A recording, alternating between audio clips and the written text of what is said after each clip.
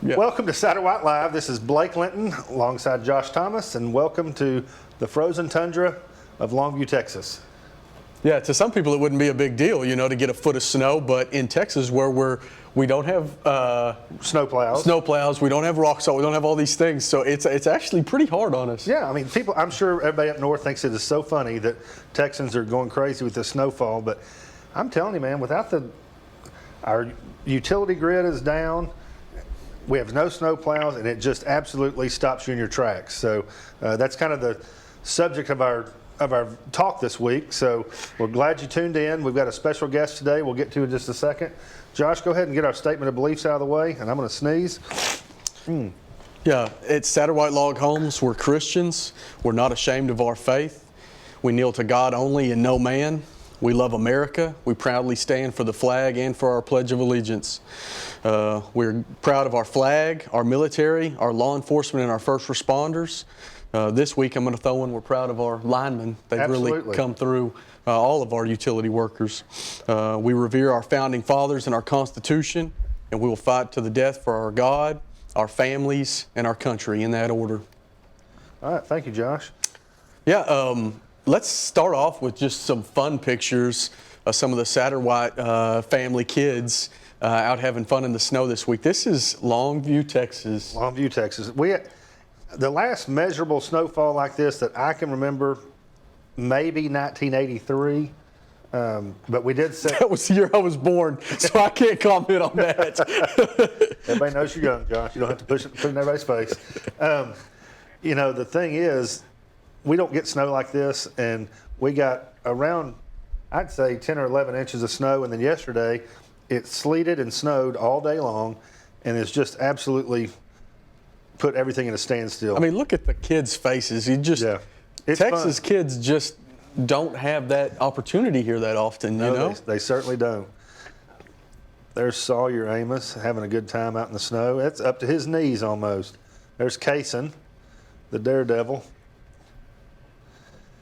There's Kaysen and Avery. Oh, little Parker, she doesn't like it too much. I think she's cold. She looks like me out there in the snow. Yep, she is not a fan. Okay, so that brings us to our special guest. And man, what a special guy he is. He is something else. You want to introduce him, Josh? Yeah, Fred Roberts, a great guy, lives in a Satterwhite home, so he knows the ins and outs, and also does almost exclusively for us all the insurance for everybody. Yeah, he is definitely a good resource to have, and he has a wealth of information. So we're going to bring Fred on, and Fred's going to talk about in log homes. Yeah. And Fred, how are you today? Man, I'm inside. I'm doing good. Well, good. It's a little cool. We've gotten a lot of phone calls recently on a little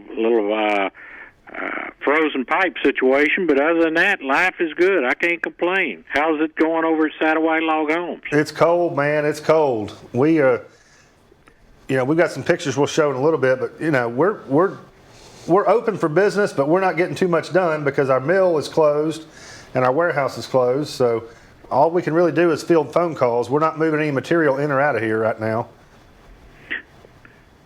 Well, we're not getting that many frozen pipe calls for log homes, but we insure conventional homes too, and we are getting a lot of calls with conventional homes with people up in their ceilings and their PVC pipe is broke or they didn't turn their water off, and I live in a log home, and the inside we're those log homes, what we find in the insurance business, Blake and Josh, is that the heat stays inside those log homes a little bit longer than they do in conventional homes, and so me and the wife, we just turned the heater on, didn't have any electricity. Of course, I'm 66 years old, and I like it a little warm. I don't like it too cold, and I love my log home. Well, good. We're glad to hear that. What experience or what kind of information can you instill in us and the people watching, stuff that you've run into, types of claims, coverage, things that people can expect with winter storms or just winter conditions in general?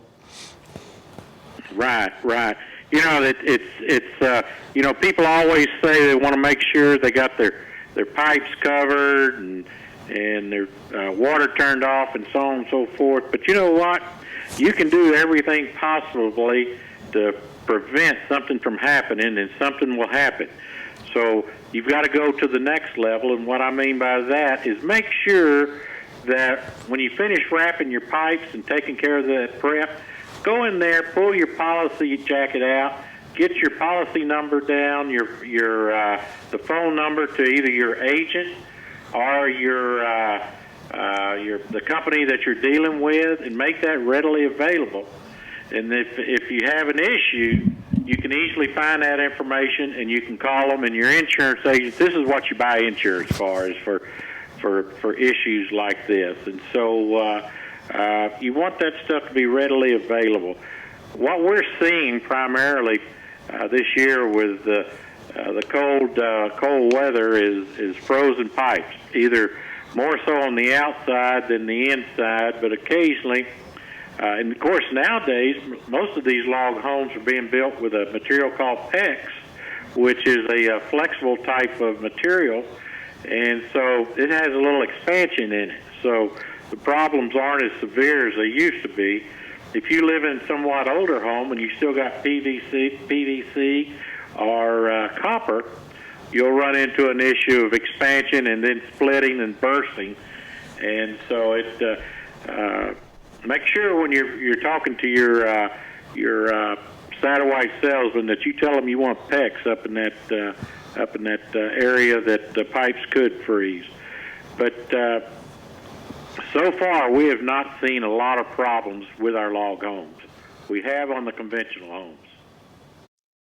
What kind of things have you in the past run into with ice storms and things of that nature? You know, I guess depending on your coverage, I guess all that would be covered, or? If the ice storm, anytime there is a weather-related storm, whether it's ice, where you see damage off of an ice storm, believe it or not, Josh, is when you see your roof, especially on a metal roof, where you've got What did you say? I was talking about most damage from ice is developed from, like on a metal roof. Make sure you take everything away from your eaves, or where you could have damage as far as because it'll get to a certain point and it's going to slide off your roof because of the pitch. Yeah. And so you don't want your cars parked underneath the eave or something where the ice can come down and do damage in that way.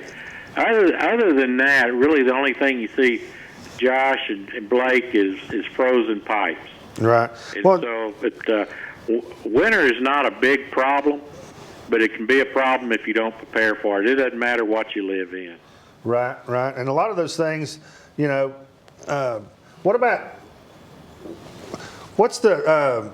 is there a difference on insuring a primary residence as opposed to an unoccupied second home?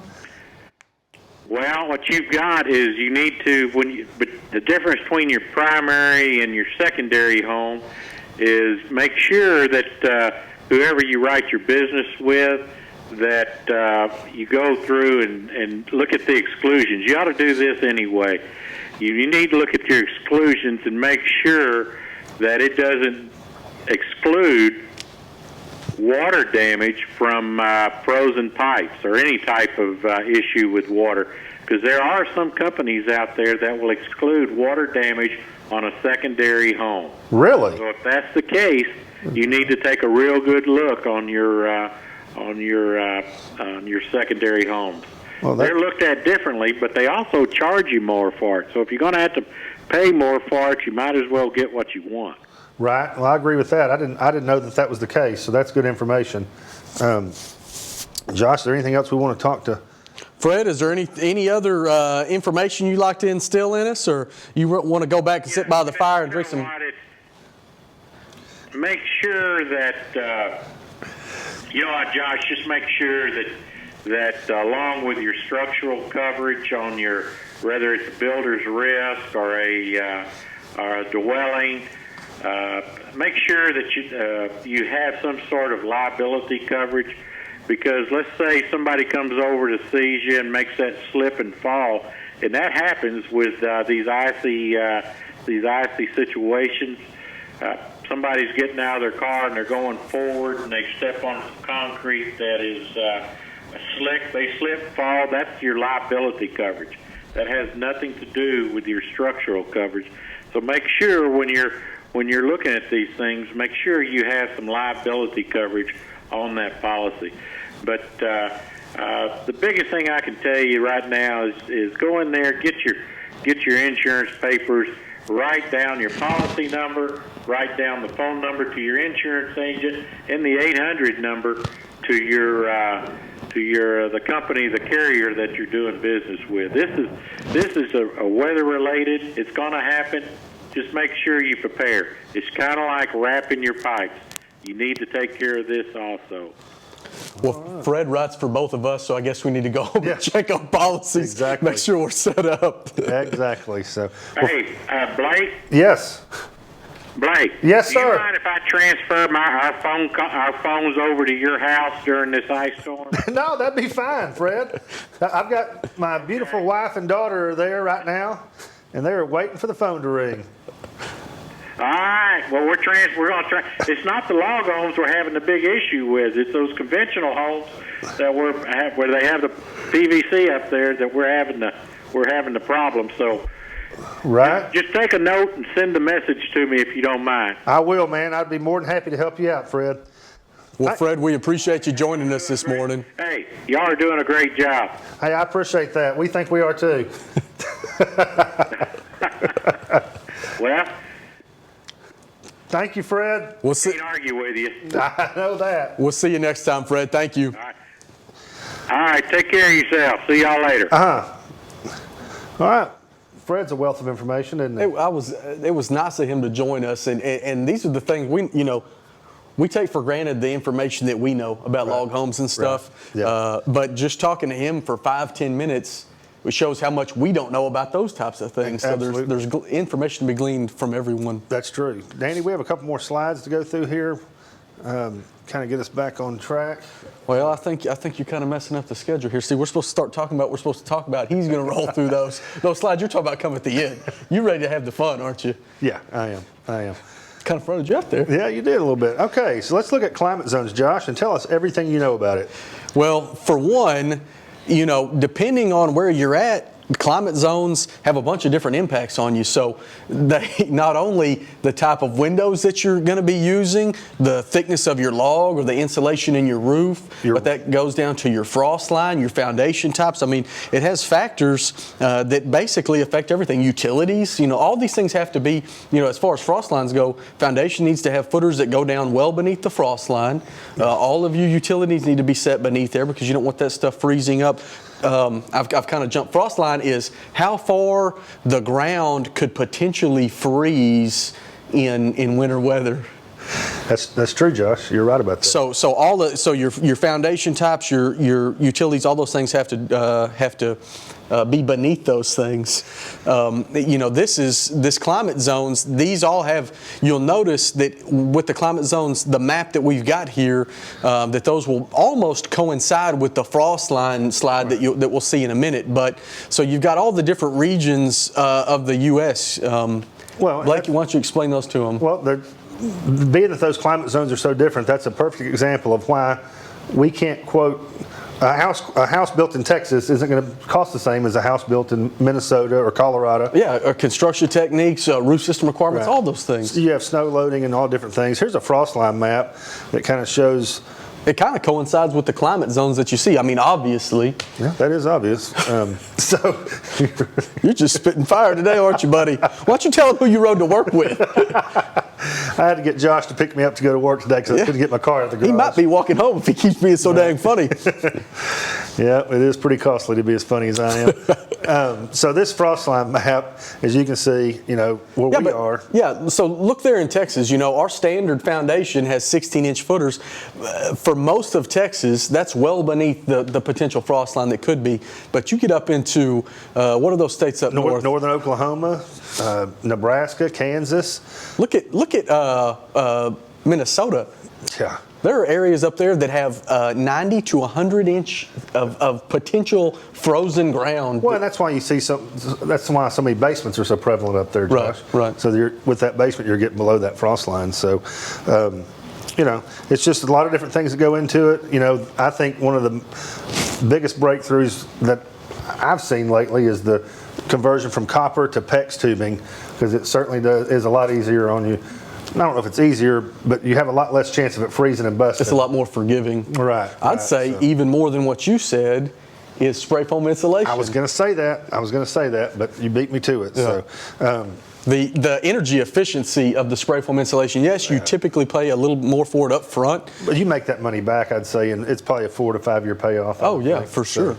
And if you have a problem and something was to freeze in an attic space or beneath the house in a conventional home, it's going to pay for itself a lot sooner than that. You're right about that, Josh. So, everybody has all different kinds of heat sources. I mean, I've got a fireplace I've been burning nonstop for the last 3 days, just churning through the firewood I've got. So, my problem is when it's typical winter, I like to build fires for fun, just to have something to look at. But now we're building those fires for heat. Out of necessity. Yeah, that's what I was trying to say. I know you were, buddy. We're trying to burn as much as we can, but still conserve some. Yeah. In case, there has been some rolling blackouts around here.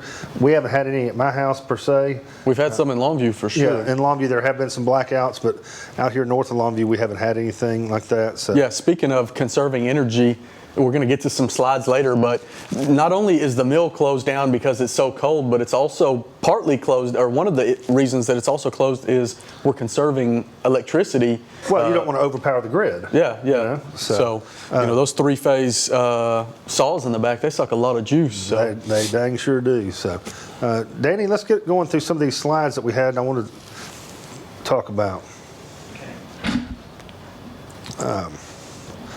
Okay, this is a perfect example. This is something that I did not know. I know it now, but this is a outdoor unit here at the office, and if you have a heat pump that heats your house. Initially, we thought somebody had the air conditioner running, so we're running around the office trying to figure. This is at the office. We're running trying to figure out who the silly fool is who's got the air conditioner running in this office. Of course, we've got like 10 units, so we're checking everywhere. We called Ricky Hayes. He's our resident HVAC guy, and if you have a heat pump, during very cold stints like this, you want to put your air conditioner on emergency heat. Yeah, they didn't have the air conditioner on. We had the heat on. It just couldn't keep up. Unless if you don't put it on emergency heat, your unit's going to freeze up like this, and that's not something that you want to have happen. So if you have a heat pump in extreme cold conditions, you want to change it over to emergency heat. And what that does, from what I understand, is it heats up some strips inside the unit to warm the house. Is that? I have absolutely no idea. Right. Here's some pretty pictures. This is kind of what we're experiencing right now. This is in northern Colorado, isn't it? No, that's in northern Longview. This is Longview, Texas. This is Longview, Texas, right here. So as you see, we don't have the ability. We don't have snow plows, so we have to kind of go through this stuff to get to work. We had our front end loader and our Stellar Buncher, pushing. Using like a snowplow at the office. That was pretty funny. We should have got some videos of that. You don't see frozen ponds in Texas much, but that's a beautiful picture of one right there. Now in the Panhandle, when we're talking about Texas, we're talking about regular Texas. We ain't talking about cold weather Panhandle Texas. Yeah, not Amarillo. Yeah. So this is I think that's Highway 154. That's 450, buddy. Okay, Highway 450.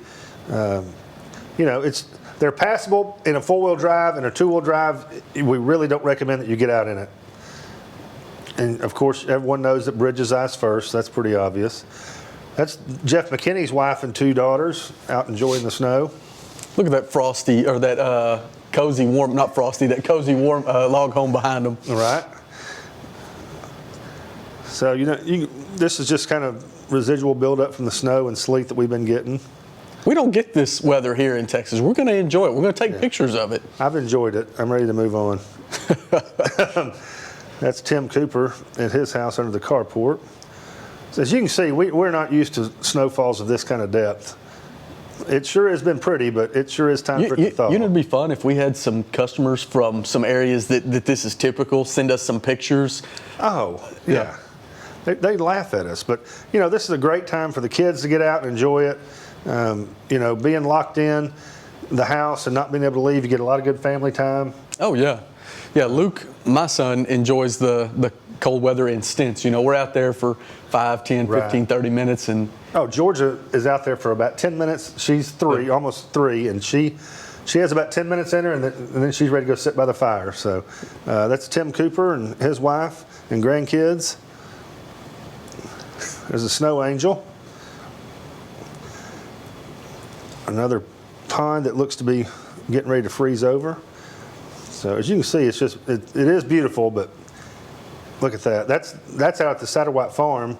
That's a block of ice taken off the pond that I probably couldn't walk on it, but someone that weighed a lot less could. like me. Yeah, not like you. That's a pretty snow cabin look.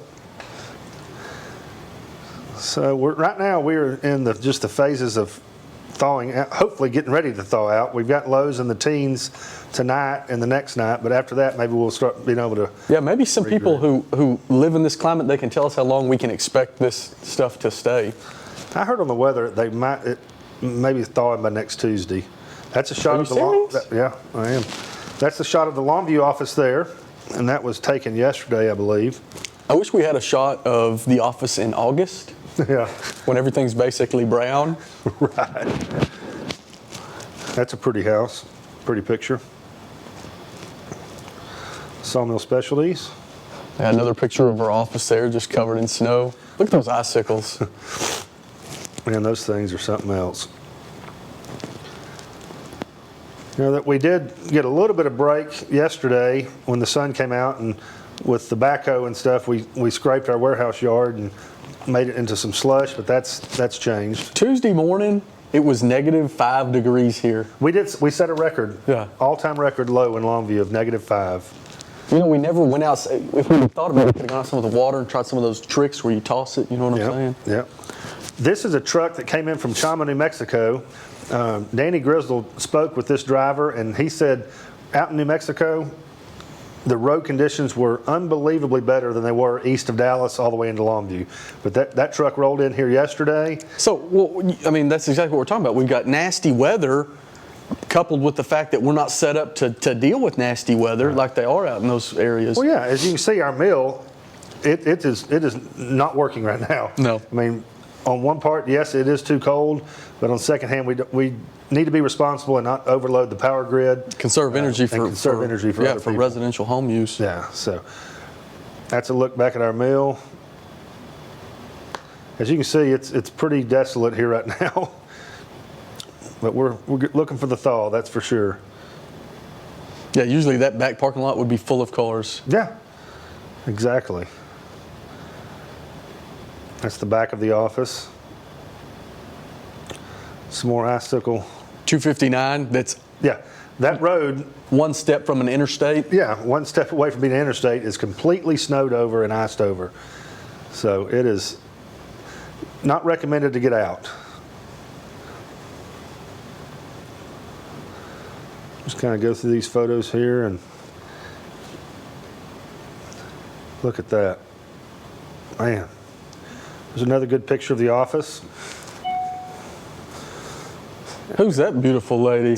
I don't know her. That's my wife, Megan Thomas, designer here at the office, standing next to some icicles off the edge of the office. I think that's a good place to end. That does sound like a good place to end, Josh. Well, we are certainly glad that you guys tuned in to this week's this week's edition of Satterwhite Live. And as always, comment if you'd like for us to cover a certain topic for you.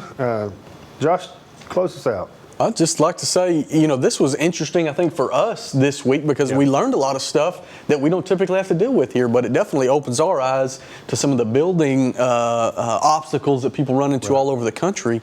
You know, so that's definitely something that we've learned. And if you'd like Blake said, anything to learn about any other topics, shoot us some comments or shoot us an email or get them to us somehow. Send them in a carrier pigeon. Yeah, I don't care. that'd work. Thanks, guys. We appreciate you tuning in, and we will see you next week.